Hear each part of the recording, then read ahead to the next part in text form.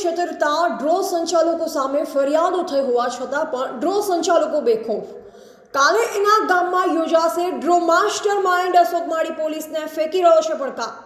આવતીકાલે ડ્રો કરવાનો video viral કરી અશોક માળી પોલીસને આપી રહ્યો છે ચેલેન્જ। અશોક માળી સામે 2 ફરિયાદો થઈ હોવા છતાં પણ તેને નથી પોલીસનો ડર। તમામ ડ્રો ગેરકાયદેસર હોવા છતાં અશોક માળી ખુલ્લેઆમ વેચી રહ્યો છે ઓનલાઈન અને ઓફલાઈન ટિકિટ। આવતીકાલે અશોક માળી પોતાના ગામ મોરથલમાં ડ્રો કરવાની કરી રહ્યો છે સોશિયલ મીડિયામાં જાહેરાત। લોકોના કરોડો રૂપિયા ઠગી લેનાર અશોક માળી પર ફરિયાદો થઈ હોવા છતાં પણ લોકોને ઠગી રહ્યો છે।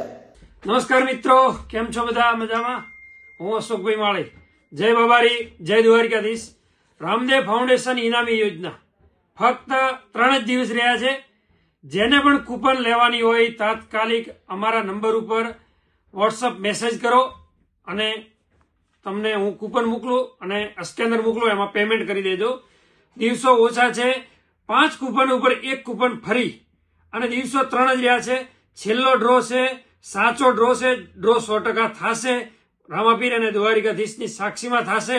અને ખાસ જણાવવાનું કે જેણે પણ કૂપન લીધેલી છે એ મિત્રોને વિનંતી કે તમારા એજન્ટ મિત્રોને કહો કે કૂપન અશોકભાઈ જોડે જમા કરાવી અને અશોકભાઈના ઇન્સ્ટાગ્રામમાં એનો વિડીયો મુકાવે, એવી બધાને કહેવા માટે વિનંતી કરું છું।